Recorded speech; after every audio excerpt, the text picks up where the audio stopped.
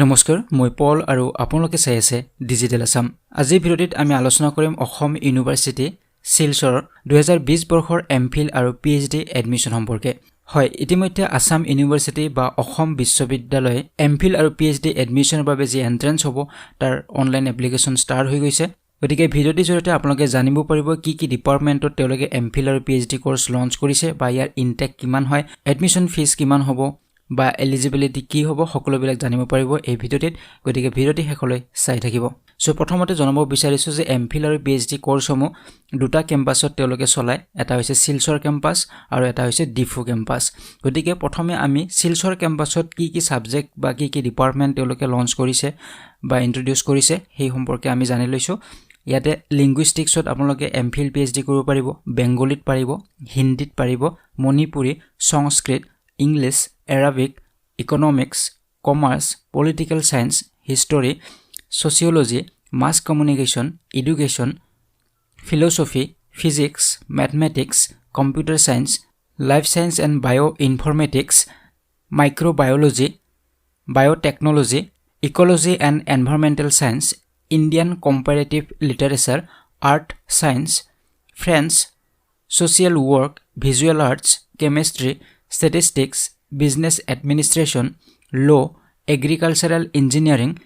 Electronics and Communication Engineering, Computer Science and Engineering, Library and Information Science. So yate total 35 to department deloke launch korise ba introduce korise Silchor campusor babe. So etia ami saisu 2 numberot Difu campusot deloke MPhil aru PhD babe ki department offer korise. So prothom to hoise Hindi, ditiyo to Commerce, tar bisot ase Physics, Life Science and Bioinformatics, Anthropology, Political Science, English, Assamese, History and Center for Tribal Studies. So এই 9টা ডিপাৰ্টমেণ্টলৈকে ইয়াতে offer কৰিছে গতিকে যিসকলে অসমীয়াত কৰিব বিচাৰিব আসামিছত কৰিব বিচাৰিব তেওঁলোকে ডিফু কেম্পাছত কৰিব লাগিব কাৰণ শিলচৰ কেম্পাছত আসামিজ ডিপাৰ্টমেণ্টটো ইন্ট্ৰোডিউস কৰা হোৱা নাই গতিকে এইখিনি আপোনালোকে চাই ল'ব আপোনাৰ কোনটো ডিপাৰ্টমেণ্ট হয় সো এতিয়া আমি আলোচনা কৰিম এলিজিবিলিটি ক্ৰাইটেৰিয়া সো ইয়াতে আপোনালোকে নিশ্চয় জানে যে এমফিল কৰাৰ বাবে আপোনালোকৰ থাকিব লাগিব মাষ্টাৰ্ছ ডিগ্ৰী আৰু তাত এগ্ৰিগেট 55% মাৰ্কস থাকিব লাগিব আৰু যিসকল কেটেগৰী বিলংস কৰে ST SC OBC non creamy layer হ'ব লাগিব বা ডিফাৰেন্টলি এবল যিবিলাক পাৰসন তেওঁলোকৰ বাবে 5% ৰিলেক্সেশন দিয়া হৈছে আৰু তেওঁলোকৰ 50% মাৰ্কস থাকিলেও হ'ব গতিকে কেটেগৰী নৰ্মস থাকিলে তেওঁলোকে পাৰিব আৰু বাকি জেনাৰেল যেটো নৰ্মস 55% থাকিব লাগিব বাকি সকলৰ বাবে সো এইখিনি সিম্পল আপোনালোকে নিশ্চয় সকলোৱে জানে এইখিনি কথা আৰু ইয়াৰ উপৰি যিসকলে ওবিসি কোটাত এডমিশন বিচাৰিব ইয়াতে লিখা আছে তেওঁলোকে নন ক্ৰিমি লেয়াৰ হ'ব লাগিব আৰু কাৰেন্ট যেটো ফাইনান্সিয়াল ইয়াৰ বৰ্তমানৰ যেটো ফাইনান্সিয়াল ইয়াৰ এই সময়ত যে তেওঁলোক ওবিসি নন ক্ৰিমি লেয়াৰ হয় হেতু সাৰ্টিফাই কৰিব পাৰিব লাগিব তেতিয়াহে ওবিসি কোটাত এডমিশন পাব এতিয়া বি নম্বৰত আমি সাম পিএইচডি এডমিশনৰ বাবে কি ক্ৰাইটেৰিয়া আছে এলিজিবিলিটি ক্ৰাইটেৰিয়া এমফিলত যেনে ধৰণৰ এলিজিবিলিটি ক্ৰাইটেৰিয়া আছিল পিএইচডি তো ঠিক একে ধৰণে হয় মাষ্টাৰ্ছ ডিগ্ৰী থাকিব লাগিব এগ্ৰিগেট 55% মাৰ্কস আৰু যিসকলে ৰিজাৰ্ভ কেটেগৰীৰ হয় তেওঁলোকৰ 50% মাৰ্কস থাকিব লাগিব বাকি যিসকলে অলৰেডি এমফিল কোৰ্স কৰি আছে তেওঁলোকৰ বাবে এটা ইয়াতে এলিজিবিলিটি ক্ৰাইটেৰিয়া দিয়া হৈছে যে যিসকলে 4 পেপাৰ ক্লিয়াৰ কৰিছে এমফিল কোৰ্সৰ আৰু এগ্ৰিগেট 55% মাৰ্কস তেওঁলোকৰ আছে এমফিল কোৰ্সটোত এতিয়ালৈকে 4 পেপাৰত তেতিয়া হলে তেওঁলোকে পিএইচডি আৰু যেটো এমফিল কোৰ্স দুটা ইন্টিগ্ৰেটেড প্ৰগ্ৰাম হিচাপে তেওঁলোকে চলাব পাৰিব বুলি ইয়াতে দিয়া আছে সো যিসকলে ডাইৰেক্টলি এবাৰ পিএইচডি কৰিম বুলি ভাবিছে তেওঁলোকৰ কাৰণে সিম্পল এলিজিবিলিটি ক্ৰাইটেৰিয়া হয় আৰু যিসকলে এমফিল কৰিছে তেওঁলোকৰ বাবে ইয়াতে এক্সট্ৰা অলমান দিয়া আছে গতিকে যিসকলে এমফিল কৰি আছে তেওঁলোকে অলপ চাই ল'ব পাৰিব এলিজিবিলিটি ক্ৰাইটেৰিয়াখিনি ভালদৰে এতিয়া আহিছো আমি কেনেদৰে এপ্লাই কৰিব লাগিব ইয়াতে সো এপ্লাই কৰোতে আপোনালোকে এটা এপ্লিকেশন ফি দিব লাগিব যিসকল জেনাৰেল আৰু ওবিসি ষ্টুডেন্ট হয় তেওঁলোকৰ 700 টকা হ'ব এপ্লিকেশন ফি আৰু যিসকল ওবিসি নন ক্ৰিমি লেয়াৰ হয় তেওঁলোকৰ বাবে হ'ব 600 रुपीस আৰু যিসকল এসটি এসসি বা পিডব্লিউডি ষ্টুডেন্টস হয় তেওঁলোকৰ বাবে হ'ব 500 रुपीस আৰু এই পেমেন্ট বিলে আপোনালোকে অনলাইন পেমেন্ট হ'ব ই চালানৰ জৰিয়তে কৰিব লাগিব সো ইয়াতে লিংকটো দিয়া আছে ওয়েবসাইটৰ যত আপোনালোকে অনলাইন এপ্লিকেশন কৰিব পাৰিব মোৰ ডেসক্ৰিপচন বক্সত আপোনালোকক দি দিম লিংকটো ডাইৰেক্ট লিংক তাৰ পৰা আপোনালোকে অনলাইন এপ্লিকেশন কৰিব পাৰিব ওয়েবসাইটটো হৈছে www.ausadmission.in আৰু এই এপ্লিকেশনৰ শেষ তাৰিখ হৈছে 4 মাৰ্চৰ আবেলি 5 বজালৈকে ওপেন হৈ থাকিব গতিকে 4 মাৰ্চৰ আবেলি 5 বজাৰ আগতে আপোনালোকে এপ্লাই কৰিব লাগিব সো ইয়াতে আপোনালোকে এতিয়া চাওক যে ইম্পৰ্টেণ্ট ডেটসমূহ চাওক যে লাষ্ট ডেট যেটো হৈছে সেইটো হৈছে 4 মাৰ্চ 2020 এটো last date of submission online application আৰু 12 মাৰ্চ তাৰিখত পাবলিশ কৰা হ'ব এলিজিবল ক্যান্ডিডেট সকলৰ এখন লিষ্ট পাবলিশ কৰিব তেওঁলোকে কোনবিলাক এলিজিবল হয় আৰু 19 মাৰ্চত ৰিটেন টেষ্ট হ'ব যেটো এন্ট্ৰেন্স টেষ্ট হ'ব কম্বাইন্ড ৰিসাৰ্চ এন্ট্ৰেন্স টেষ্ট হে টেষ্টটো হ'ব 19 মাৰ্চত 11 বজাৰ পৰা 1 বজালৈকে হ'ব তাৰ উপৰিও 20 আৰু 21 মাৰ্চত পাৰ্সোনাল ইন্টাৰভিউ এটাও অনুষ্ঠিত কৰা হ'ব আৰু 23 মাৰ্চ তাৰিখত সিলেক্টেড ক্যান্ডিডেট সকলৰ এখন লিষ্ট পাবলিশ কৰা হ'ব যি সকল সিলেক্টেড হ'ব এন্ট্ৰেন্স আৰু পাৰ্সোনাল ইন্টাৰভিউ সেই সকলৰ এখন লিষ্ট পাবলিশ কৰা হ'ব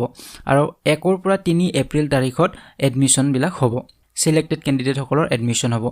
আৰু 7 এপ্ৰিল তাৰিখত ওয়েটিং লিষ্টখনো পাবলিশ কৰা হ'ব আৰু 3 এপ্ৰিল তাৰিখৰ পৰাই ক্লাছ বিলাকো আৰম্ভ হ'ব বুলি ইয়াতে মেনশন কৰিছে গতিকে এইখিনি আছিল ইম্পৰ্টেন্ট ডেটস এইখিনি মনত ৰাখিব এতিয়া মই আপোনালোক দেখাব বিচাৰিছো যে কোনটো ডিপাৰ্টমেন্টত কিমান কেপাসিটি আছে সিট কেপাসিটি আছে বা ইনটেক আছে এটো আপোনালোক দেখাব বিচাৰিছো যেনে ধৰা প্ৰথমটো আমি যদি চাও লিংগুইষ্টিকত আছে এমফিলৰ বাবে আছে 8টা সিট আৰু পিএইচডিৰ বাবে আছে 9টা সিট ইয়াতে বাকি ডিটেইলছ খিনি ইয়াতে দিয়া আছে কোন ফেকাল্টি হয় সো সকলো বিলাক ইয়াতে দিয়া হৈছে হেবিলাক আপোনালোকে চাই লব ফোন নম্বৰো দিয়া আছে ফোন কৰি সুধিব পাৰিব ঠিক তেনেদৰে যদি ডিপাৰ্টমেন্ট বেংগলী যাও বেংগলীত আছে এমফিলত 19টা আৰু পিএইচডিত আছে 26টা এনেদৰে প্ৰতিটো ডিপাৰ্টমেন্টৰ ইয়াতে দিয়া আছে মই আপোনালোক এই পিডিএফ ফাইলটো লিংক ডেসক্ৰিপচন বক্সত দি দিম আপোনালোকে ডিটেইল চাব পাৰিব সকলো বিলাক ইয়াতে স্টেপ বাই স্টেপ দিয়া হৈছে আৰু আপোনালোকে কন্টাক্ট নম্বৰো আছে ইয়াতে আৰু বেছি জানিবলৈ আপোনালোকে কন্টাক্টও কৰিব পাৰিব গতিকে ইয়াতে department of Indian comparative literature দিয়া আছে ইয়াতে 5টা আছে এমফিলত আৰু পিএইচডিত আছে 8টা সিট ঠিক তেনেদৰে হিন্দীত আছে হিন্দীত এটা সিট আছে এমফিল আৰু পিএইচডিত দুটাতে এটা সিট আছে ঠিক তেনেদৰে মণিপুৰীত আছে 3টা এমফিলত 2টা পিএইচডিত সংস্কৃতত আছে 3টা এমফিল 2টা পিএইচডি ইংলিছত আছে 10টা এমফিলত আৰু 13টা আছে পিএইচডিত এনেদৰে প্ৰতিটো ডিপাৰ্টমেন্ট যিবিলাক আমি ডিপাৰ্টমেন্ট প্ৰথমতে আলোচনা কৰিছিলো যিবিলাক তেওঁলোকে ইন্ট্ৰোডিউস কৰিছে ডিফু কেম্পাছ আৰু শিলচৰ কেম্পাছত সকলো বিলাকৰ ইনটেক ইয়াতে দিয়া আছে আপোনালোকে এই লিংকটো মই ডেসক্ৰিপচন বক্সত দি দিম আপোনালোকে ডাউনলোড কৰি চাই ল'ব পাৰিব এটা মই আপোনালোকক জনাব বিচাৰিছো ফি সম্পৰ্কে যে ইয়াৰ এডমিশন ফি বিলাক কেনে ধৰণৰ হ'ব প্ৰথমে আমি চাম এমফিল প্ৰগ্ৰামৰ ফিজ বিলাক কিমান হ'ব ইয়াতে ডিটেইলছ ফিজ বিলাক দিয়া আছে আপোনালোকে কাউন্ট কৰি চাব পাৰে এডমিশন ফি দিয়া আছে 700 কোৰ্স ফি দিয়া আছে 5000 এনেদৰে প্ৰতিটো ফি ইয়াতে দিয়া হৈছে এনেদৰে যদি টোটাল কৰা যায় আনুমানিক ইয়াতে 15000 মান হ'ব এডমিশন ফি এমফিল প্ৰগ্ৰামৰ বাবে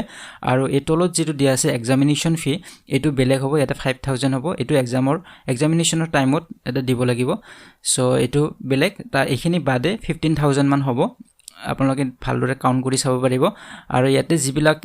এনুৱেল বুলি দিয়া আছে ব্ৰেকেটৰ মাজত এই এনুৱেল বিলাক আপোনালোকে প্ৰতি বছৰে দিব লাগিব এটো ওয়ান টাইম নহয় প্ৰতি বছৰে এই ফিজ বিলাক আপোনালোকে আৰু দিব লাগিব আৰু যেটো ৰিফান্ডেবল লিখা আছে এটো আপোনালোক হয়তো কিবা কন্ডিশন আছে আপোনালোক ৰিফান্ড কৰি দিব পিছত সো এইখিনি আছিল ইয়াৰ এমফিল প্ৰগ্ৰামৰ ফি সম্পৰ্কে আৰু পিএইচডি প্ৰগ্ৰামটোত ইয়াতে চাব পাৰে এডমিশন ফি এনেকে গোটেই ফি বিলাক ইয়াতে দিয়া আছে এডমিশনৰ টাইমত মোটামুটি আপোনালোকে 18000 দিব লাগিব আৰু ইয়াতো একই সেম হয়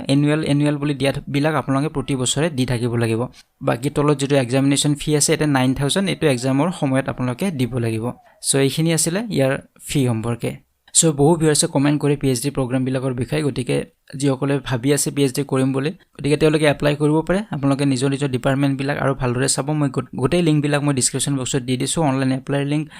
তাৰ ওপৰত নটিফিকেশনৰ লিংক তাৰ ওপৰত এই যেটো প্ৰসপেক্টাছখন দিয়া হৈছিল বা ইয়াত সকলো বিলাক সাবজেক্টৰ ইনটেক বিলাক দিয়া আছে এই পিডিএফ লিংকটো মই ডেসক্ৰিপচন বক্সত দি দিছো আপোনালোকে চাই ল'ব গতিকে যদি ভিডিওটি ভাল লাগিছে লাইক আৰু শেয়াৰ কৰিব নপৰিব যদি প্ৰথমবাৰ চেনেলটো ভিজিট কৰিছে তেনেহলে চেনেলটো সাবস্ক্ৰাইব কৰক আৰু কাষৰে থকা বেল আইকনটি প্ৰেছ কৰিবলৈ একেবাৰে নপৰিব আজিলৈ বিদায় লৈছো পৰৱৰ্তী ভিডিঅত পুনৰবাৰ লগ পাম